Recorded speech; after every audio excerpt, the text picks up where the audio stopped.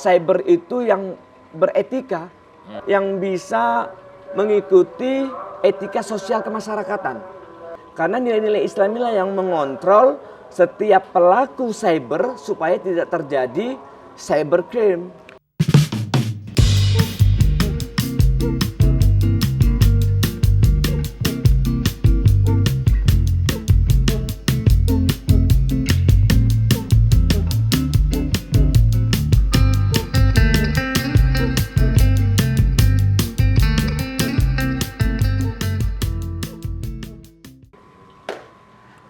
Assalamualaikum Pak Prof. Waalaikumsalam warahmatullahi wabarakatuh. Apa kabar Bung Casper, Mak? Luar biasa.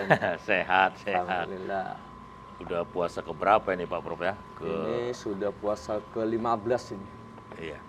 Ke-15. Jadi teringatnya ini Pak Prof, Iya. saya kan baca kemarin kebetulan kan awak ini kan anak UIN juga. Iya kan? Iya.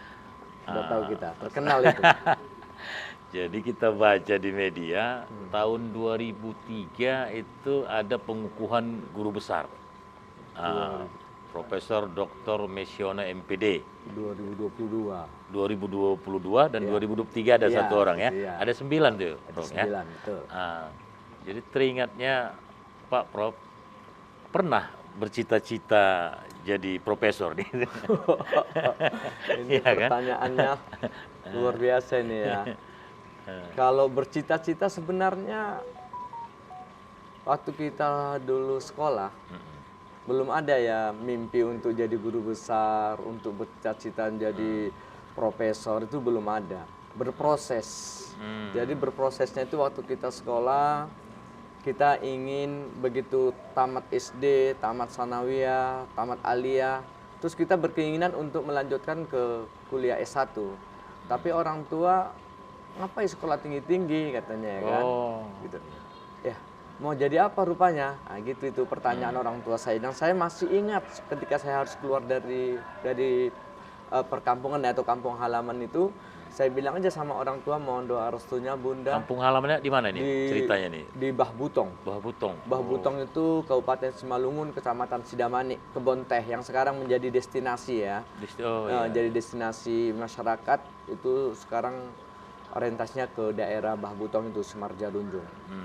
Jadi begitu keluar saya dari Bahbutong itu, saya hanya menjawab mau jadi apa, kata orang tua saya itu, saya hanya menjawab mau jadi dosen, Mak. Mau jadi dosen saja. Nggak ada istilah mau jadi guru besar, pokoknya mau jadi dosen, Mak. Jadi kuliah itu mau jadi dosen. Iya, Mak, mohon doanya ya, Mak. Udah. Oh, berarti memang dosen itu cita-cita ya? Cita-cita. Kalau itu memang cita-cita. Kalau di rumah Pak Prof itu apa itu? Perkebunan ya? Iya, Orang perkebunan. tua Orang tua itu karyawan. berarti orang sederhana lah ya? Iya, Enggak? orang karyawan perkebunan. Dan dulu di masa feodal itu orang tua itu kan masih hidup di masa feodalisme ya. Jadi kasta itu terlalu tajam dulu gitu. Perbedaan-perbedaan itu nampak sekali status sosialnya. Jadi, namanya perkebunan iya, ya? namanya di perkebunan. Jadi kita itu memang anak karyawan, gitu. Seorang karyawan di perkebunan Bahbutong yang sekarang dulu namanya Perkebunan PTP 8. Sekarang berubah menjadi PTP Nusantara 4. Oh, PTP 4. Iya, Berapa PTP 4. sekeluarga? Saya sekeluarga 5 orang. Dan kebetulan saya paling kecil. 5 bersaudara itu saya paling kecil. Dan yang sekolah itu sampai akhir ya cuman saya gitu.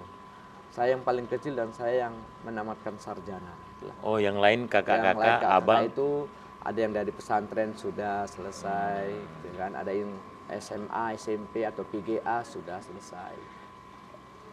Jadi dosen memang cita-citanya dari dulu Pak Prof ya. Iya, Yang menginspirasi atau punya motivasi cita-cita ingin jadi dosen itu dari apa? Pernah ada tetangga yang dosen atau ada tokoh yang sangat dikagumi atau itu gimana? Sebenarnya kalau tokoh atau di daerah kita itu sebenarnya tidak ada tokoh yang sampai punya status sosial atau punya profesi sebagai dosen ya di perkebunan itu sih nggak ada. Cuman saya inginannya menambah ilmu gitu, mengembangkan pengetahuan, mengembangkan kreativitas keilmuan, dan saya tahu membaca buku untuk mengembangkan daya kreativitas keilmuan kita, daya kreativitas berpikir ilmiah kita, itu harus melanjutkan strata 1. Itu aja. Melanjutkan strata 1. Dan kalau sudah di strata 1, dulu itu jadi dosen sudah bisa. Gitu kan. Beda dengan setelah tahun-tahun 2000-an itu untuk menjadi dosen harus memiliki strata 2 gitu kan. Nah, saya strata 1 itu sudah berkeinginan untuk menjadi dosen. Gitu. Jadi spirit saya itu hanya ingin mengembangkan pengetahuan dan ingin mengajar mahasiswa. Oh. Itulah yang ingin disebut dosen itu. Gitu dia. Berarti keinginan menjadi dosen atau berkarir sebagai seorang dosen itu dapatnya di literasi ketika banyak membaca, benar. Literatur-literatur bagaimana seperti itu ya. Tetapi dari kampung, daerah perkebunan yang kulturnya feodal, lalu cita-cita menjadi dosen dan mendapat berkah menjadi profesor, nah itu gimana peran? Makanya saya bilang tadi, ini ada termimpikan atau gimana? Tiba-tiba jadi guru besar itu gimana, Pak Prof? Waduh. Sebenarnya tidak termimpikan lah itu ya. Begitu kita berproses menjadi dosen, kan terjadilah dinamika ilmiah, kompetisi ilmiah ya. Artinya kita melihat kawan-kawan kok bisa jadi gini, kok bisa begini, kok itu yang menjadi spirit kepada kita. Kenapa dia bisa, saya tidak bisa gitu kan. Kemudian dengan kondisi itu saya belajar dengan teman-teman, dengan sahabat-sahabat, dengan tokoh-tokoh yang dulu dosen-dosen di UIN itu yang menjadi guru besar kok bisa menjadi guru besar, bisa menjadi profesor, itu bagaimana langkah-langkahnya. Dan dari itu saya belajar di samping saya melihat lingkungan juga ini yang membentuk. Lingkungan akademis itu juga yang membentuk saya untuk bisa guru besar. Motivasi yang kuat saya untuk menjadi guru besar itu ya setelah saya mendapatkan doktor gitu. Kalau waktu S2 itu, mana mungkin bisa guru besar loh, masih S2 gitu. S2 di mana? S2 saya di Universitas Negeri Medan, Unimed. Unimed, di Unimed ya. Iya. S2 saya Unimed, S3 saya juga Unimed. Jadi saya memang alumni Unimed, ya program pasca sarjana, program studi manajemen pendidikan. Berarti memang dari mulai S1, S2, S3 bahkan pengukuhan guru besar itu memang fokus di manajemen pendidikan. Di manajemen pendidikan. Di manajemen. Teringatnya Pak Prof, ini kan kemarin ada pencalonan lah ya, pencalonan rektor UIN Sumatera Utara. Iya. Tetapi yang menarik itu khususnya bagi generasi milenial bukan pencalonan Pak Rektor atau Pak Prof sebagai rektor, tetapi gagasan yang Pak Rektor usung kalau seandainya menjadi atau diamanahkan menjadi rektor. Nah itu yang di kalangan milenial itu sangat menarik karena ada gagasan kampus Islam berbasis siber. Cyber. Kampus Islam Cyber Islamic University. Iya, Cyber Islamic University atau kampus siber berbasis Islam lah kalau kira-kira begitulah ya. Iya betul. Itu cyber. Seperti apa itu konsepnya sebenarnya, Pak Prof? Nah, ini kan generasi milenial ini kan sangat familiar ini dengan laptop, dengan internet, dengan gadget.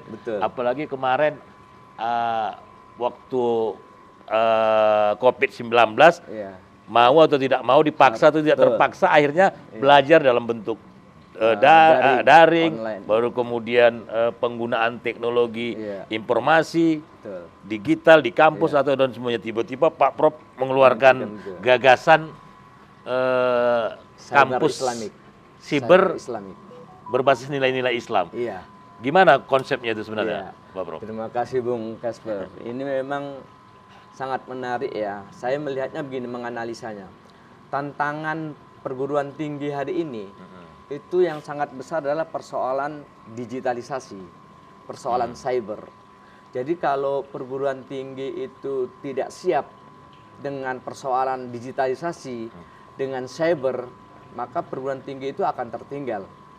Oleh karena itu, karena perguruan tinggi itu menjadi garda peningkatan kualitas sumber daya manusianya, maka mau tidak mau setiap perguruan tinggi, terkhususan di UIN Sumatera Utara Medan, itu harus tampil terkemuka, unggul dengan cybernya, gitu. Jadi karena cyber ini begini, cyber itu kan kampus yang dalam tata kelolanya, itu menggunakan media elektronik jejaring komputer, gitu dia. Menggunakan media elektronik jejaring komputer itu yang digunakan untuk melakukan transformasi lembaga dan kelembagaan UIN Sumatera Utara Medan. Jadi kalaulah UIN Sumatera Utara Medan ini tidak siap, tidak memiliki kemampuan digitalisasi atau cyber ini, UIN itu pasti akan tertinggal. Oleh karena itu kita ingin UIN ini terkemuka, unggul. Unggul itu artinya UIN Sumatera Utara Medan itu dipandang orang, dipandang masyarakat, dipandang oleh negara-negara luar atau negara-negara Asia bahwa referensi nanti melihat cyber itu nggak jauh-jauh, UIN saja. UIN itu sudah punya cyber dan cybernya itu unik. Kenapa unik saya katakan? Karena cyber yang diberdayakan oleh UIN itu adalah cyber yang berbasis nilai-nilai Islam, gitu dia. Jadi itu maksudnya gimana tuh? Kampus cyber berbasis nilai-nilai Islam. Jadi cyber itu nanti masuklah dia dalam lembaga dan kelembagaan. Artinya setiap lembaga yang ada di UIN, setiap lembaga yang menggunakan kelembagaan harus totalitas menggunakan cyber. Nah, cyber ini kan sangat luar biasa ya. Sangat luar biasa itu karena cyber ini bisa mempercepat mencari informasi dan peningkatan kualitas data yang benar-benar bisa diakui. Benar-benar data itu valid, benar-benar data itu bisa dijadikan referensi untuk pengembangan penguatan lembaga. Kayak kalau dia ada di cyber itu kan nggak payah lagi mencari ya. Jadi efektif dan efisien penggunaan cyber itu menunjukkan bahwa kampus itu akan siap menghadapi tantangan perguruan tinggi yang namanya era digitalisasi itu, gitu. Nah, kemudian setelah nanti masuk ke dalam lembaga ini kan banyak di UIN ini. Ada 8 fakultas, ditambah lagi biro dengan bidang-bidangnya ya. Ada bidang ada OKA, kemudian ada akademik, misalnya ada juga humas dan lain sebagainya. Itu kalau tidak dikuatkan oleh cyber, kita tahu sendiri bagaimana nanti keberadaan UIN, ekstensi UIN ketika melakukan kompetisi oleh perguruan tinggi lainnya gitu. Artinya Pak Prof, proses cyber atau digitalisasi ini masuk ke proses belajar mengajar. Iya, benar. Ke manajemen. Belajar mengajar mungkin dalam bentuk daring, kurikulumnya semuanya ya. Iya, dalam bentuk manajemen, pengelolaan apa semua ya. Tata kelola. Dalam bentuk administrasi misalnya, bahkan pembayaran online semuanya kan. Pendaftaran mahasiswa, layanan akademik mahasiswa itu semua berbasis digital. Gitu. Oke. Kalau melihat potensi SDA dan juga potensi infrastruktur di UIN ya, ada di 4 kampus ini, kalau melihat Pak Prof ini ada kendala nggak ketika nanti kampus berbasis siber ini diimplementasikan? Iya. Mungkin juga dari sisi kultur ya, pasti ada shock kultur ini. Pasti Bung Kasper, karena digitalisasi ini hari ini kan jadi tren ya. Artinya semua SDA itu sudah bisa menggunakan. Tidak ada SDA sekarang itu yang SDM itu yang tidak bisa menggunakan. Betul ya. Semua sudah bisa menggunakan. Yang penting itu sekarang SDM khususnya di UIN Sumatera Utara Medan itu sudah punya kemampuan semua. tetapi sekarang bagaimana memberikan penguatan, penguatan terhadap keilmuan digitalisasi ini. Tidak hanya sebatas dia bisa menggunakan Excel atau menggunakan PowerPoint atau menggunakan Word atau menggunakan yang lainnya, tetapi bisa berkembang dari situ, bisa menggunakan aplikasi-aplikasi yang luas, bahkan bisa membuat program-program aplikasi. Nah, untuk itu kita melihat di UIN Sumatera Utara SDM-nya sudah ada, tinggal memberikan penguatan terhadap keilmuan itu. Jadi nggak diragukan sebenarnya persoalan SDM.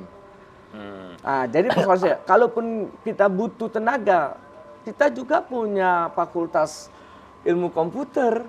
Oh, di UIN ada? Ada, di Fakultas Sains dan Teknologi itu ada prodi ilmu komputer yang bisa disinergitaskan kepada manajemen lembaga dan kelembagaannya. Kemudian dari situ nanti bisa menjadi penguatan terhadap tenaga pendidik dan tenaga kependidikan dan juga tenaga-tenaga administrasi yang ada di UIN Sumatera Utara Medan. Bahkan nanti tidak menyentuh tenaga administrasi, tenaga kependidikan. Hampir semua SDM di sana itu diupayakan untuk bisa menggunakan cyber ini. Oke, Pak Prof. Dari sisi SDM tidak ada masalah ya. Iya. Dari sisi infrastruktur, artinya di SDM itu tinggal penguatan sajalah, diberikan pelatihan, diberikan workshop untuk penguatan cyber itu gitu. ada TOT-nya atau apa dan begitu semuanya. dia.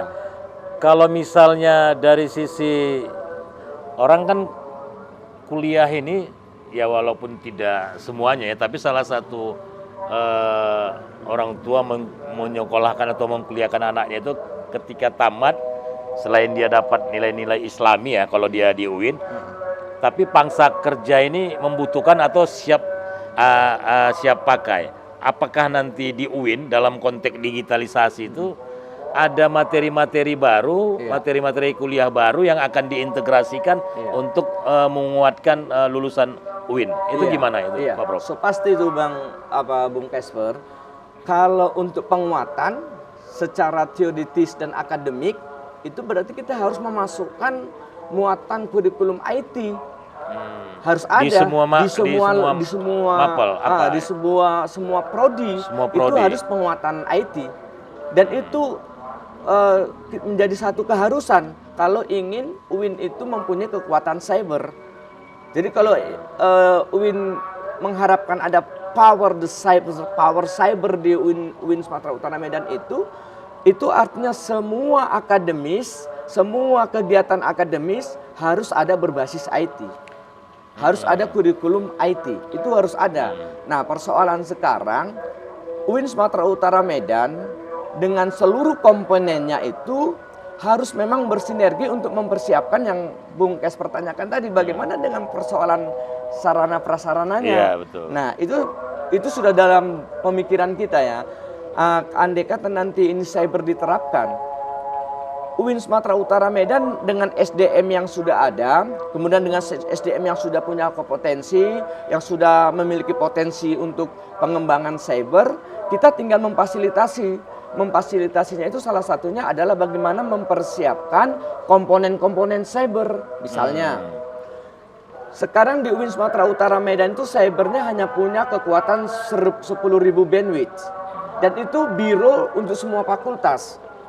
Nah, kalau ini digunakan sebagai berbasis cyber, ini tidak memungkinkan. Kita punya pemikiran ketika nanti cyber itu berlaku di UIN Sumatera Utara Medan, itu setiap fakultas harus punya bandwidth-nya tersendiri. Sehingga nanti mahasiswa datang itu, mahasiswa mau belajar nggak mengeluh dengan persoalan kecepatan cyber itu. Lemot lah, lambat lah, nggak bisa dibuka lah. Oleh karena itu fakultas-fakultas yang mempunyai mahasiswa yang banyak, mahasiswa yang setengah atau yang sedang-sedang, itu memang kita berikan bandwidth yang proporsional. Artinya kalaulah di biro punya 10.000 bandwidth untuk pengelolaan tata kelola manajemennya, tata kelola administrasinya, berarti di fakultas itu minimal misalnya di Fakultas Tarbiyah FITK, itu paling tidak mempunyai 5.000 bandwidth khusus Tarbiyah. Nanti di FPB 5.000 bandwidth. kemudian nanti di Usuluddin, di dakwah mungkin bisa kita kasih 2.500 bandwidth atau 3.000 bandwidth dan seterusnya. Sesuaikan dengan jumlah mahasiswa yang ada. Sehingga begitu mahasiswa masuk, buka internet, mereka nggak lagi mengalami kesulitan. Oke, Pak Prof, menarik itu. Tetapi yang jadi pertanyaan ya, dalam waktu 4 tahun ini kita berandai kan, Iya. apakah 4 tahun ini cukup nggak untuk membuat UIN menjadi kampus berbasis siber itu? Iya. 4 tahun dengan problem, oke lah di SDM penguatan, Iya. di infrastruktur penambahan bandwidth-nya atau komponen lainnya. Iya. Di sisi kulturnya ini yang jadi mungkin Sistemnya, kendala kan. ya. Nah, kira-kira 4 tahun ini atau tahapan-tahapan menuju ke sana itu dalam 4 tahun ini cukup menurut Pak Prof? Kalau dalam analisis pemikiran saya, kan ini bekerjanya tidak sendiri ya. Kita harus berkolaborasi dan bersinergi.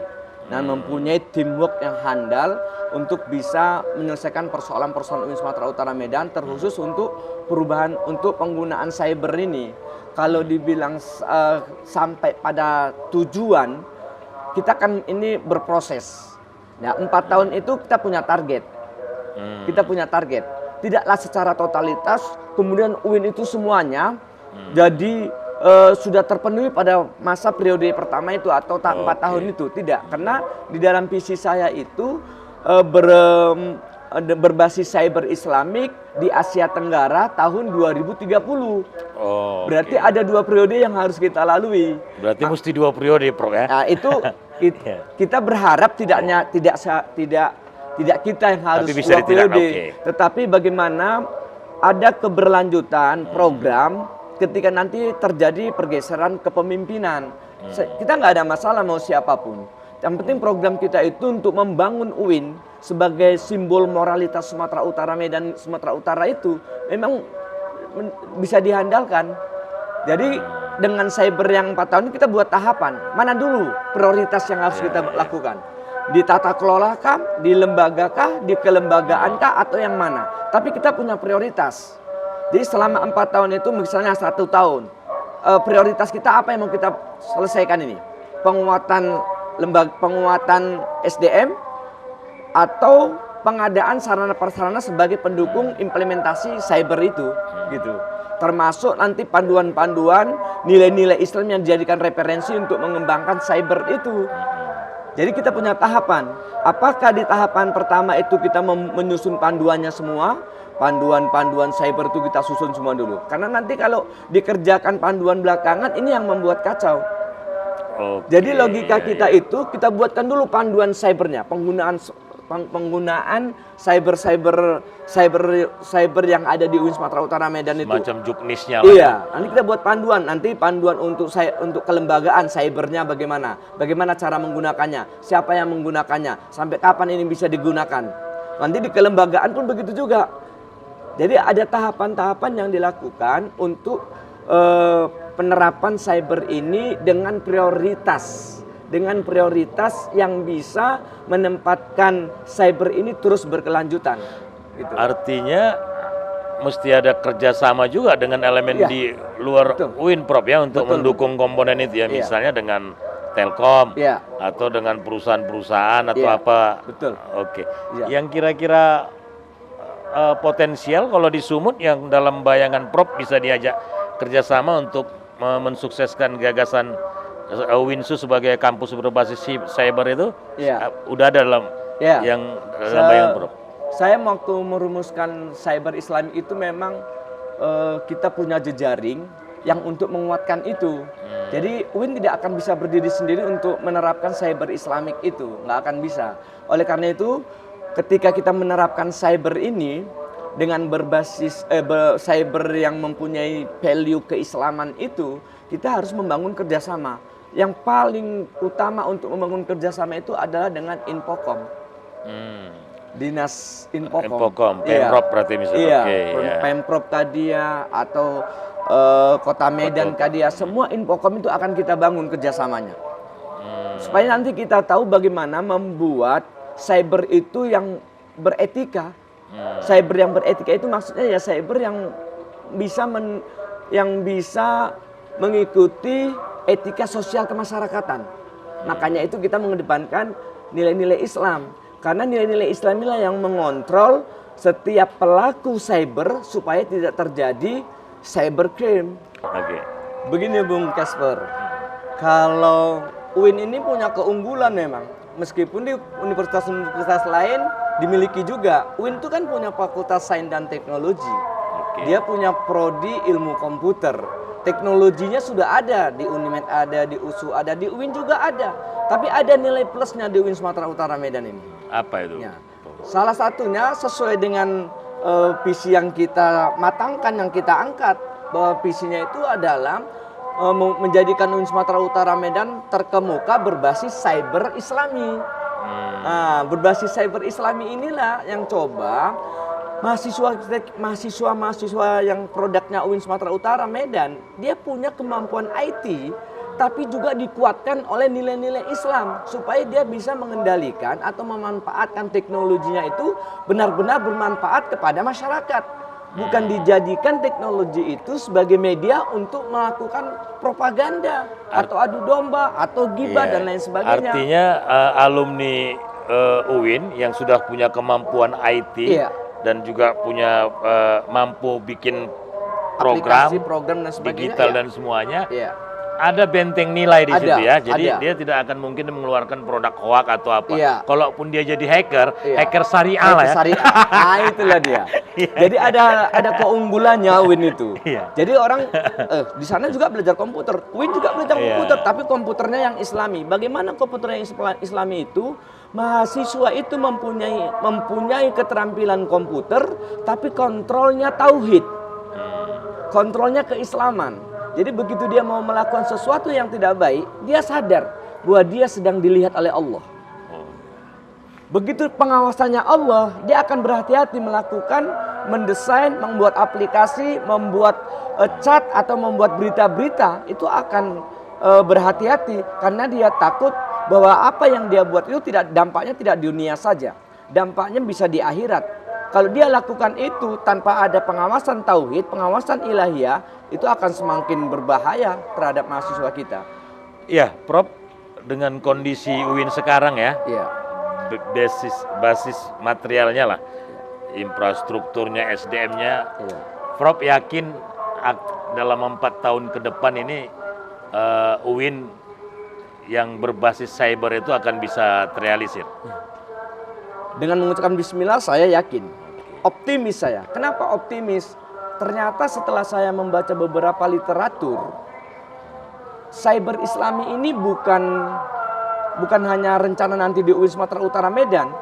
Saya melihat Bapak Menteri Agama sudah membuka program Universitas Cyber Islamic University. Itu ada di Cirebon. Nah, jadi saya melihat itu, loh ini bagus juga ini kalau nanti disondingkan, disondingkan bagaimana mereka membuat yang namanya Cyber Islamic University itu dengan konsep kita Cyber Islami. Mungkin ada perbedaan pendekatan.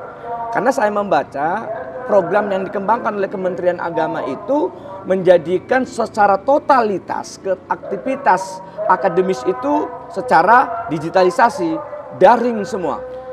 Gitu. Mereka targetnya melayani guru-guru yang jauh-jauh itu supaya bisa melanjutkan studinya tetapi tidak harus ke kampus melalui digitalisasi.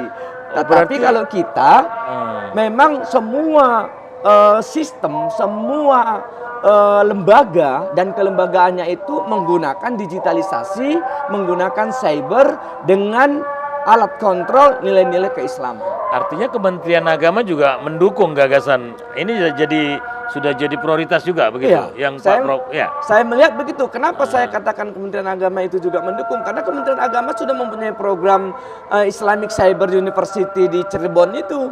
Itu pilot proyek ya? Itu pilot project. Jadi saya melihat meskipun nanti pendekatannya berbeda, tapi kita sudah punya konsep yang hampir sama tentang cyber Islamik. Ya, sesuai berbasis kearifan lokal Iya, semua kearifan lokal juga, tapi lebih mendominasi dengan digitalisasi itu. Dan kita pun coba mengantarkan itu supaya mahasiswa kita itu siap pakai. Tidak hanya punya pengetahuan tapi punya keterampilan.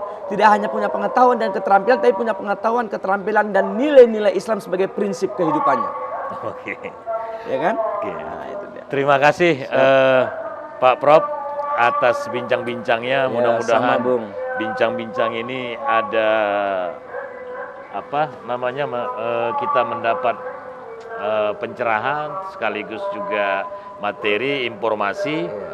dan ini juga bagi masyarakat Sumatera Utara khususnya warga Kota Medan ke depan bisa juga dijadikan WINSU ini menjadi universitas prioritas Iya. karena alumninya bukan hanya mampu untuk menggunakan IT Iya. dan juga mampu menggunakan cyber tetapi juga punya benteng nilai Iya, benar, Bu. nilai-nilai Luar Islam ya. biasa, Bu. Iya, benar. Akhirul kalam wallahul muwaffiq ila aqwamit thoriq. Assalamualaikum warahmatullahi wabarakatuh. Waalaikumsalam warahmatullahi wabarakatuh. Terima kasih Bung Kesper.